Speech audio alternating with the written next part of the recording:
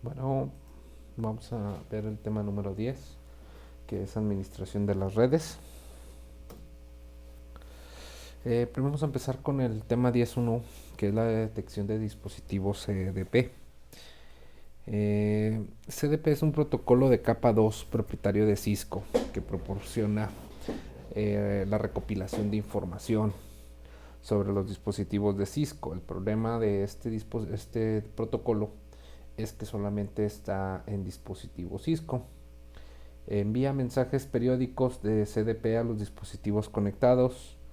Estos mensajes comparten información sobre el tipo de dispositivo que se descubre y el nombre del dispositivo. Eh,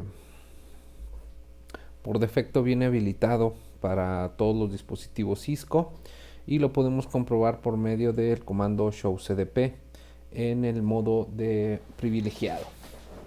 Para deshabilitar este envío de paquetes se utiliza el comando no CDP enable en el modo de configuración de interfase de cada una de las interfaces que pueden tener un switch o un router. El CDP aún se encuentra habilitado en el dispositivo, sin embargo, no se enviarán más mensajes por la interfaz que se deshabilite. Para habilitar el CDP específicamente en una nueva interfaz, ingrese el comando CDP enable. Para habilitar CDP globalmente, o sea, en todas las interfaces, ingrese el comando CDP run. Este comando se debe ejecutar en la configuración global.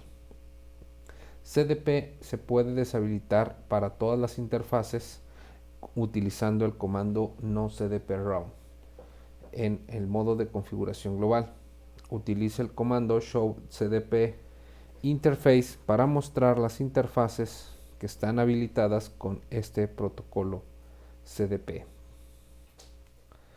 Con CDP habilitado en la red, el comando show CDP navigator se puede usar para determinar el diseño de la red como se muestra en el ejemplo.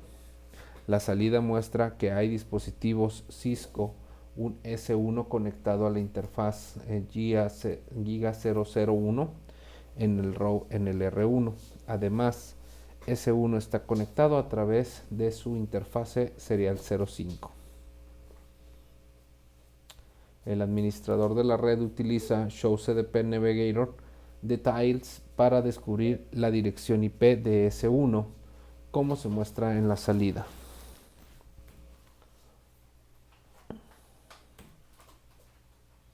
Detección de dispositivos con LLCP. El protocolo de detección de capa de enlace LLDP es un protocolo de detección de vecinos similar al CDP, que es independiente del proveedor. El LLDP funciona con los dispositivos de red como routers, switches y puntos de acceso inalámbricos LAN.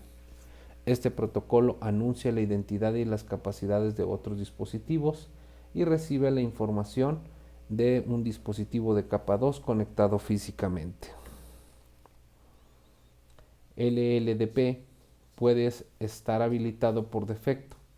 Para habilitar LLDP en modo de configuración global, ingrese el comando LLDP run en el modo de configuración global. Para deshabilitarlo, solamente se debe de poner no al comando previamente mencionado. LLDP se puede configurar en interfaces específicas, sin embargo, debe de configurarse por separado para transmitir y recibir paquetes. Para verificar que LLDP está habilitado, se utiliza el comando show LLDP en modo exec privilegiado. Detección de dispositivos LLDP. Con LLDP habilitado, los vecinos de dispositivo se pueden descubrir mediante el comando show DLLP navigator. Cuando se necesitan más detalles sobre los vecinos, el comando show LLDP navigator details puede proporcionar información como la versión del iOS del vecino, la dirección IP y la capacidad del dispositivo. Servicios NTP de tipo de tiempo y calendario. El reloj del software en un router o switch se inicializa cuando se inicia el sistema. Es la principal fuente de tiempo para el sistema. Es importante sincronizar todos los dispositivos de red cuando se sincroniza la hora entre los dispositivos. Será imposible determinar el orden de los eventos y las causas del evento. Normalmente, la configuración de la fecha y la hora de un router o switch se puede establecer mediante los dos métodos. Puede configurarse manualmente la fecha y la hora, como se muestra en el ejemplo, o configurar el protocolo NTP. El protocolo NTP es más utilizado para la configuración. A medida que la red crece, se hace difícil garantizar que todos los dispositivos de la infraestructura estén funcionando en tiempo sincronizado utilizando el método manual. Una mejor solución es utilizar NTP en la red. Este protocolo permite que los routers sincronicen las configuraciones de hora con un servidor NTP, lo que proporciona configuraciones de hora más consistentes. NTP puede configurarse para sincronizar con un reloj maestro privado o puede sincronizarse con un servidor NTP disponible públicamente en Internet. NTP utiliza el puerto 123 de UDP y se documenta en el RFC 1305. Las redes NTP utilizan un sistema jerárquico de fuentes horarias. Cada nivel de este sistema jerárquico se denomina estrato. El nivel de estrato se define como la cantidad de saltos desde la fuente autorizada. El tiempo sincronizado se distribuye a través de la red mediante NTP. El recuento de los saltos máximos es 15. El estrato 16, el nivel de estrato inferior, indica que un dispositivo no está sincronizado.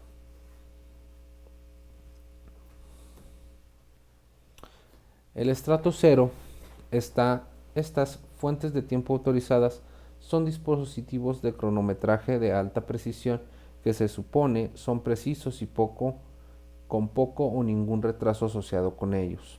El estrato 2, dispositivos están directamente conectados a las fuentes de tiempo autorizadas, actúan como estándar de horario de la red principal. Los estratos 2 o inferiores son servidores de estrato 2, están conectados a dispositivos del estrato 1 a través de conexiones de red. Los dispositivos de Stratum 2, como el cliente NTP, sincronizan su tiempo utilizando paquetes NTP de servidores de estrato 1. Podrían también actuar como servidores de dispositivos de estrato 3. Los servidores en el mismo nivel de estrato pueden configurarse para actuar como un par con otros servidores horarios en el mismo nivel del estrato. Esto con la finalidad de verificar o respaldar el horario. Antes de configurar NTP en la red, el comando showClock muestra la hora actual en el reloj del software. Con la opción Details, observe que las fuentes de tiempo es la configuración del usuario. Esto significa que la hora se configuró manualmente con el comando clock. El comando NTP server IP address se emite en modo de configuración global para configurarlo con la dirección 209.165.200.225. Como el servidor NTP para R1, para verificar que la fuente de tiempo esté establecida en NTP, se utiliza el comando showClockDetail. Observe que la hora de la fuente de tiempo es NTP. Los comandos showNTP_association y showNTP_status se utilizan para verificar que R1 esté sincronizado con el servidor NTP de la dirección anteriormente. Observe que R1 está sincronizado con un servidor NTP de estrato 1 en la dirección 209.165.200.225 que se sincroniza con un reloj GPS. El comando showNTP_status muestra que R1 ahora es un dispositivo de estrato 2 que está sincronizando con el servidor NTP de la dirección antes mencionada.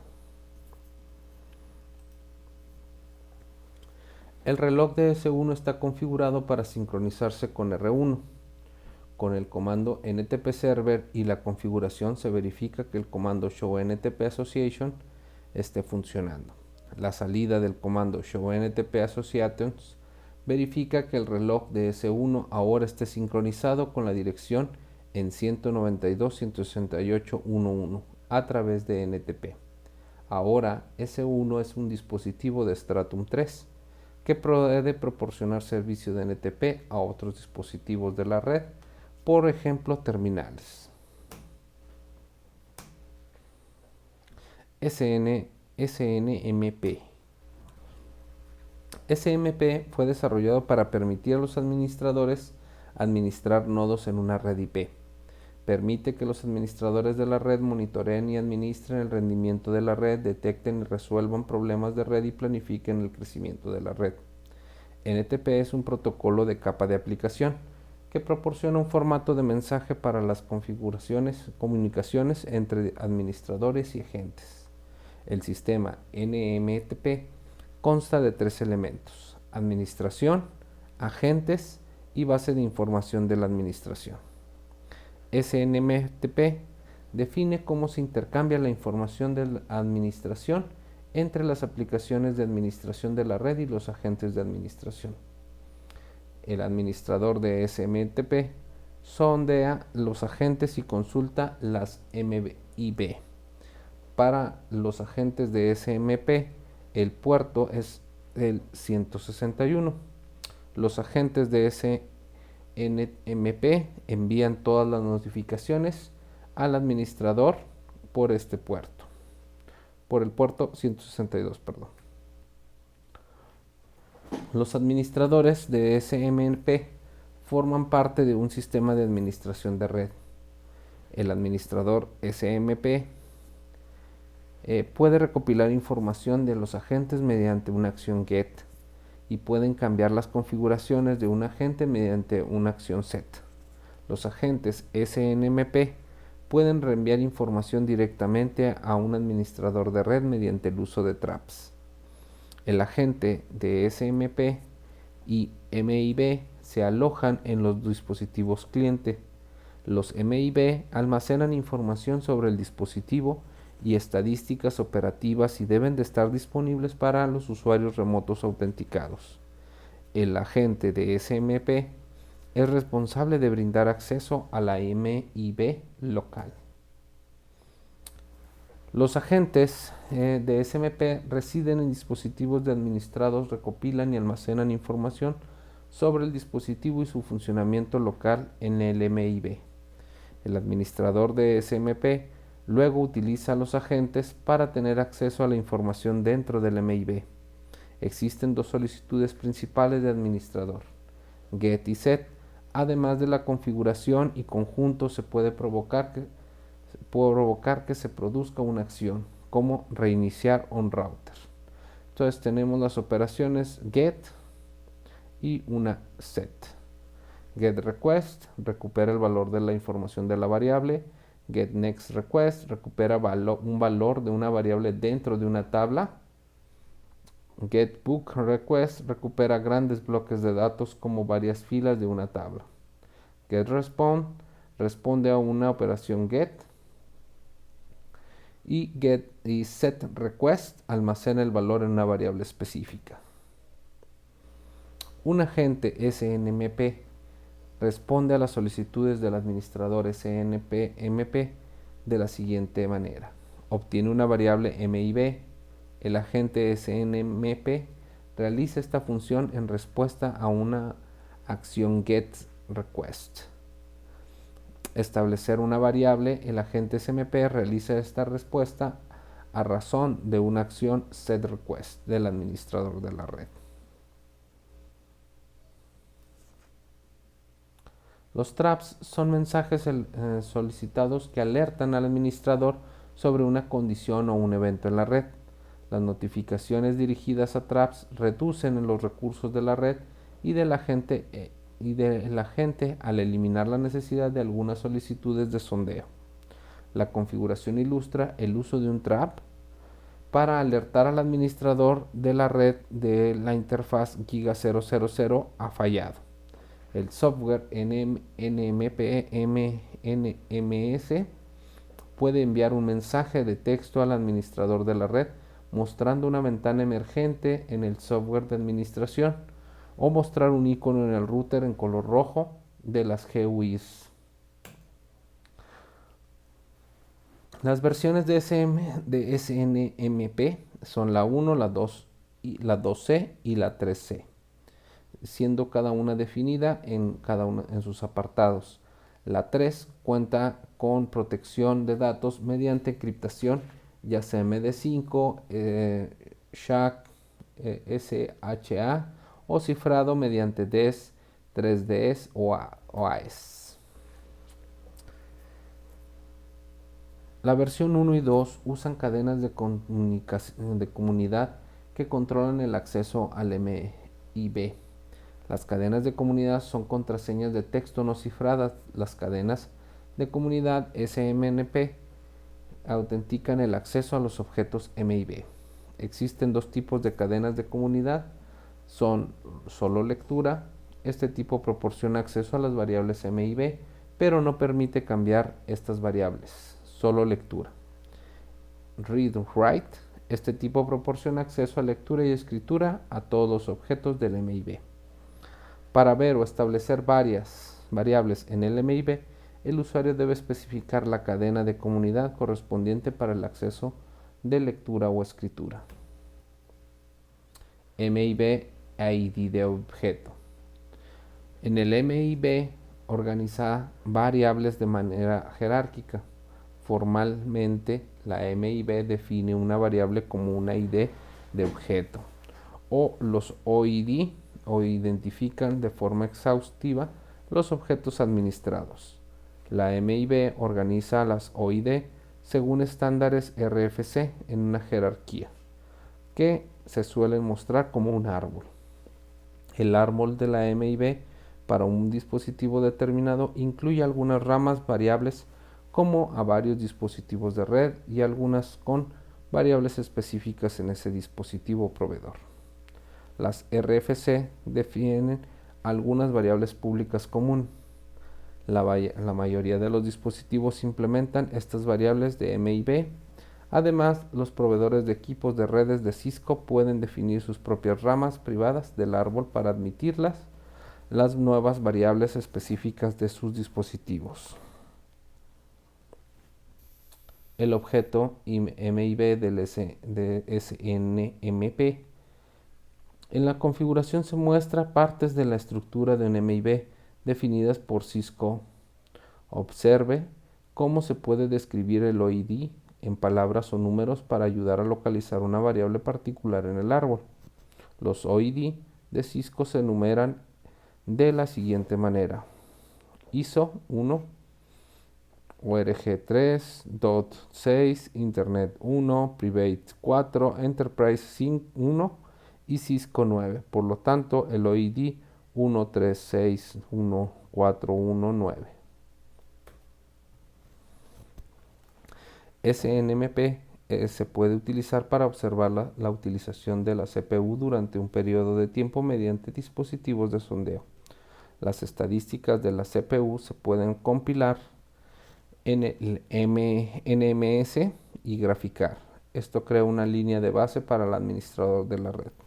Los datos se recuperan mediante la utilidad de SNMP Get que se emite en el SNMS, la consola de administración. Con la utilidad SNMP Get se puede recuperar manualmente datos en tiempo real o hacer que la consola de administración ejecute un informe. Este informe le dará un periodo de tiempo en el cual podría utilizar los datos para obtener un promedio. Navegador del objeto SNMP. La utilidad SNMP Get da una idea de la mecánica básica de cómo funciona. Sin embargo, trabajar con nombres de variables largos como los que se muestran puede ser problemático para el usuario promedio.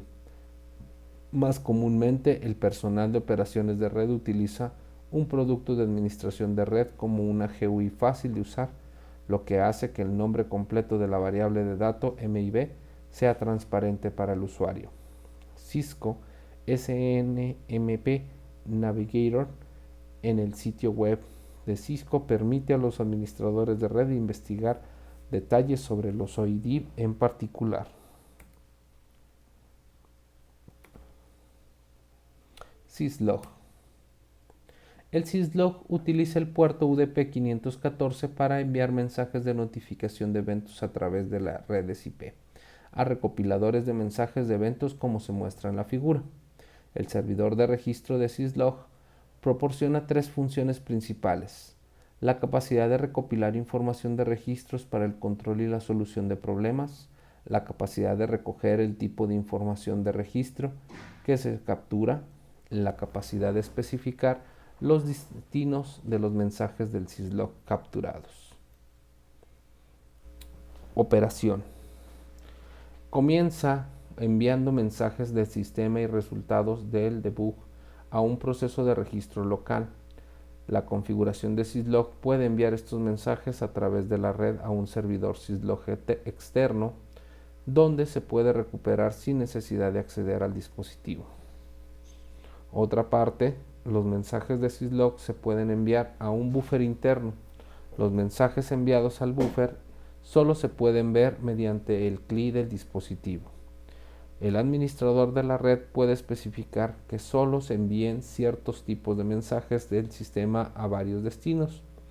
Los destinos populares para los mensajes de Syslog incluyen los siguientes: el buffer de registro, la RAM dentro del router o switch, línea de consola, línea de terminal o un servidor de Syslog. El formato del mensaje. Los dispositivos Cisco generan mensajes Syslog como resultado de los eventos de red. Cada mensaje de Syslog contiene un nivel de severidad y su origen. Cuantos más bajos son los números del nivel, más fundamentales son las alarmas del Syslog. El nivel de severidad de los mensajes se puede establecer para controlar dónde se encuentra cada tipo de mensaje, es decir, en la consola o en otros destinos. La lista completa de niveles de Syslog se muestra en la tabla que se ve en la diapositiva, siendo el nivel 0 el más crítico, se puede decir, y el 7 pues el mensaje de depuración. Además de especificar la gravedad, los mensajes de Syslog también contienen información sobre el sistema, proceso, lo que lo originó. Estos últimos son identificadores de servicios que identifican y categorizan los datos de estado del sistema para informar los mensajes de error y de eventos. Las opciones de registro disponibles son específicas del dispositivo.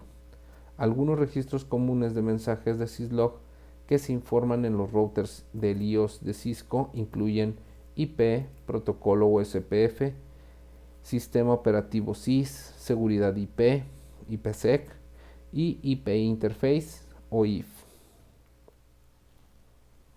De manera predeterminada, el formato de los mensajes de Syslog en el iOS de Cisco es el siguiente.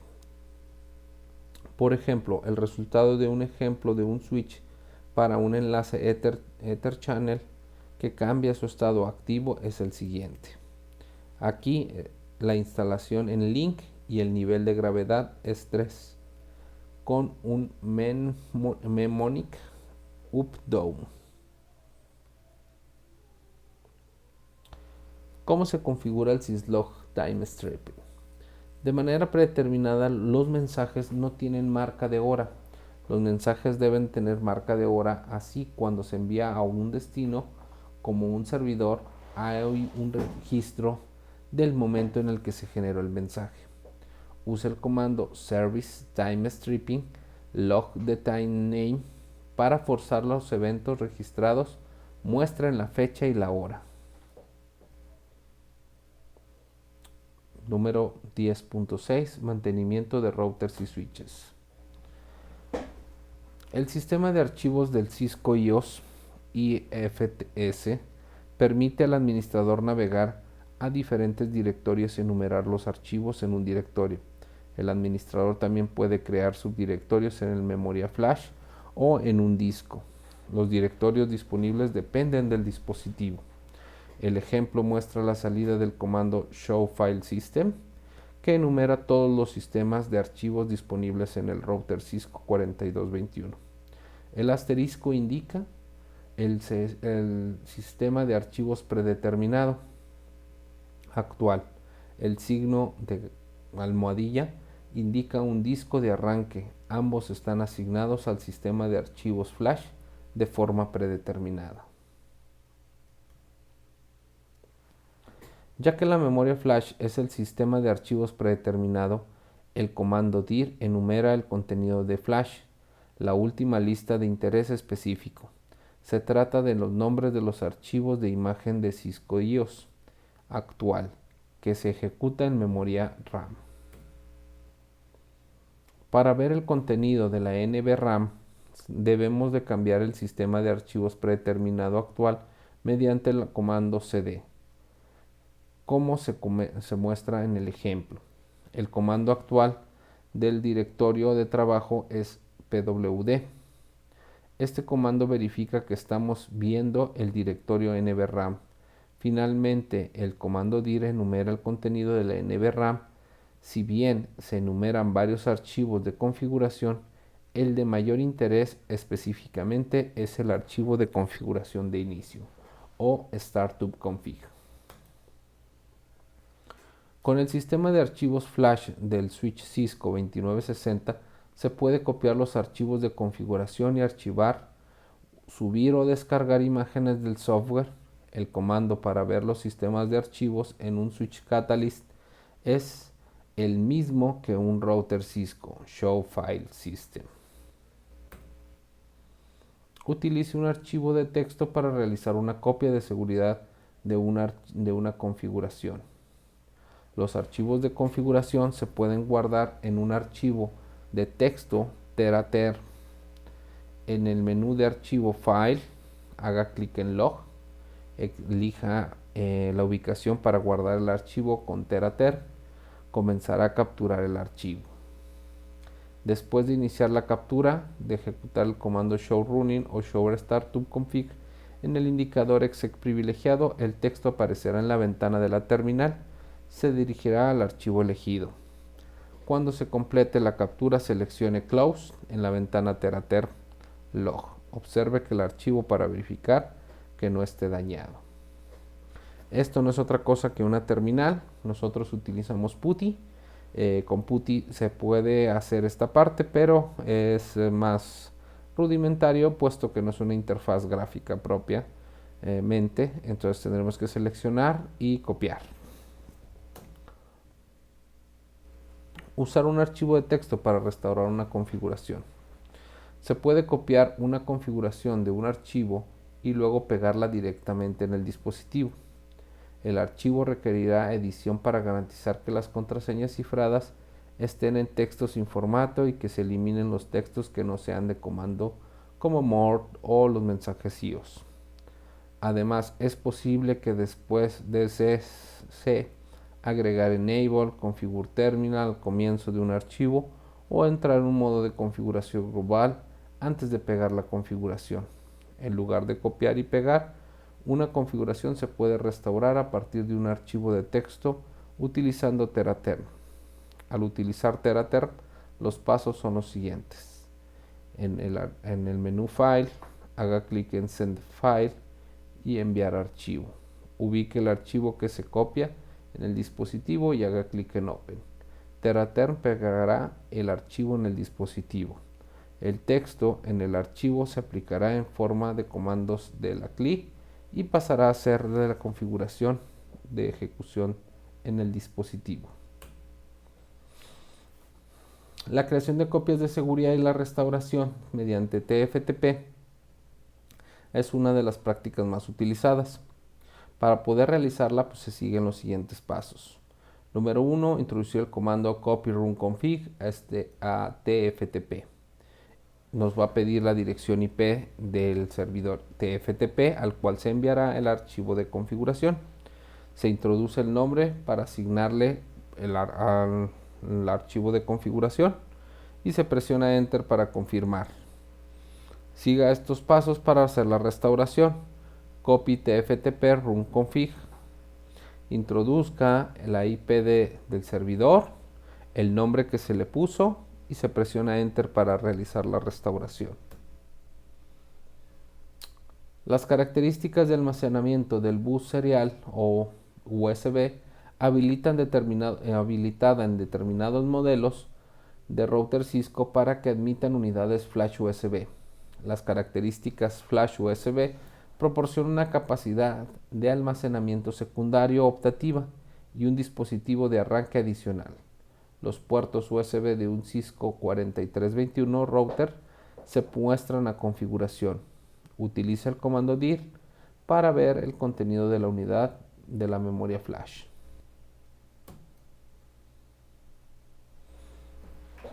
El uso de la USB para realizar las copias de seguridad y restauración de una configuración. Ejecute el comando show file system para verificar la unidad USB utilizando USB flash 0. Utiliza el comando copy run USB flash 0 para copiar el archivo de configuración a la unidad USB. Asegúrese de utilizar el nombre de la USB flash tal como se indica en el sistema de archivos. El IO solicitará el nombre de archivo. Si el archivo ya existe en la memoria flash USB, el router solicitará que se sobrescriba. Se utiliza el comando dir para ver el archivo que se escribió y el comando mod para ver el contenido. Para restaurar la configuración con una memoria USB es necesario editar el archivo USB r1config con un editor de texto. Suponiendo que el nombre del archivo es r1-config, se utiliza el comando copy USB flash 0 r1-config a runconfig para restaurar el archivo en ejecución.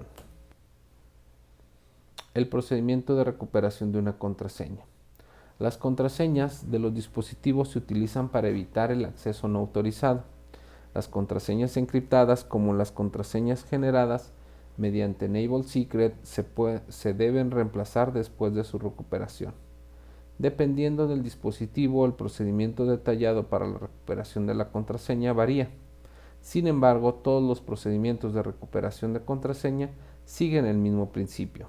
Ingresar en el modo ROM-ON, cambiar el registro de configuración, copiar el startupconfig al runconfig y cambiar la contraseña. Guardar el runconfig como el nuevo startupconfig y reiniciar el dispositivo. Para ingresar en el modo ROM-ON con el acceso a la consola, el usuario puede acceder al modo ROM-ON mediante una secuencia de interrupción durante el proceso de arranque o eliminado de la memoria flash externa cuando el dispositivo está apagado. Cuando se realiza correctamente se muestra el mensaje ROM-ON 1 mayor que, como se muestra a continuación. Hay que cambiar el registro de configuración. El comando es confreg del 0x2142. Permite al usuario establecer el registro de configuración en 0x2142, lo que hace que el dispositivo ignore el archivo de configuración de inicio durante el inicio. Después de establecer el registro de configuración en 2142, escriba reset en el indicador para reiniciar el dispositivo. Introduzca la secuencia de interrupción mientras el dispositivo esté reiniciando y descomprimiendo el iOS. El ejemplo muestra la salida de la terminal de un router 1941 en modo ROM-ON, después de usar una secuencia de interrupción mediante el proceso de arranque. Copie el startupconfig al runconfig una vez que el dispositivo haya terminado del inicio nuevamente. Emita el comando copy startupconfig a runconfig. Precaución: no ingrese copy run config a startup config. Este comando borrará la configuración de inicio original. Cambie la contraseña dando que esté en el modo exec privilegiado. Ahora puede configurar todas las contraseñas necesarias. La contraseña Cisco no es una contraseña segura y se usa aquí solo por ejemplo.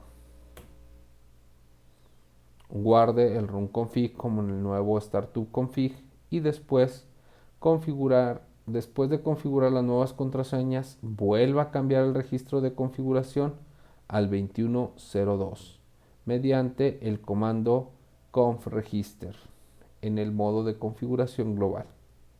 Guarde el run config en el startup config.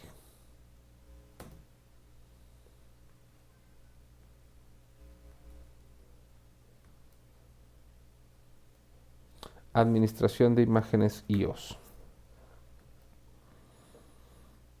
A medida que una red crece, las imágenes y los archivos de configuración del software iOS de Cisco pueden almacenarse en servidores TFTP central.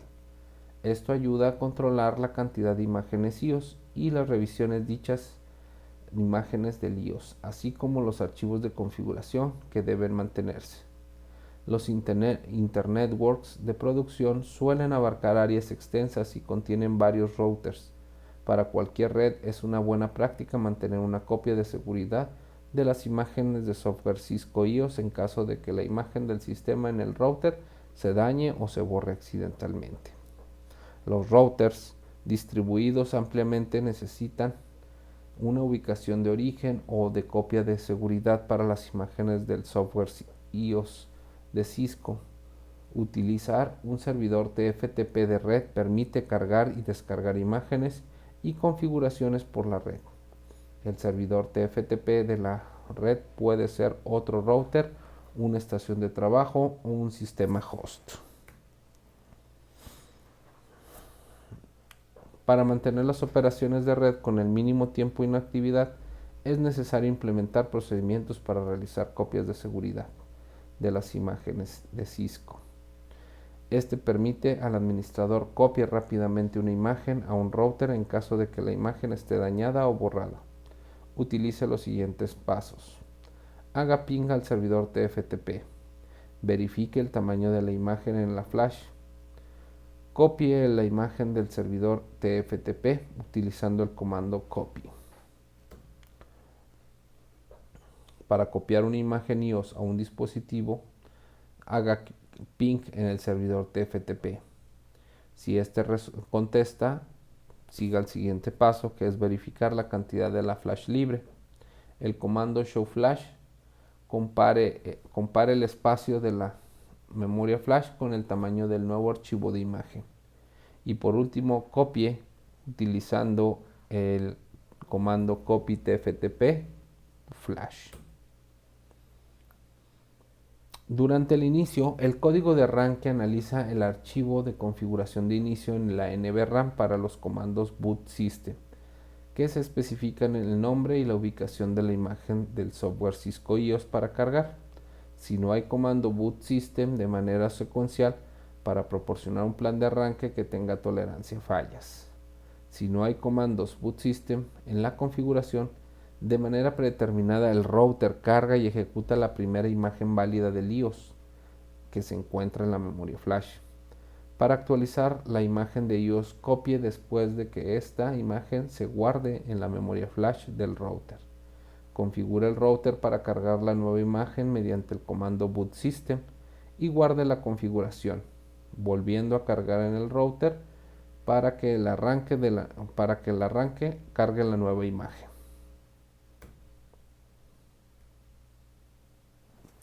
Gracias.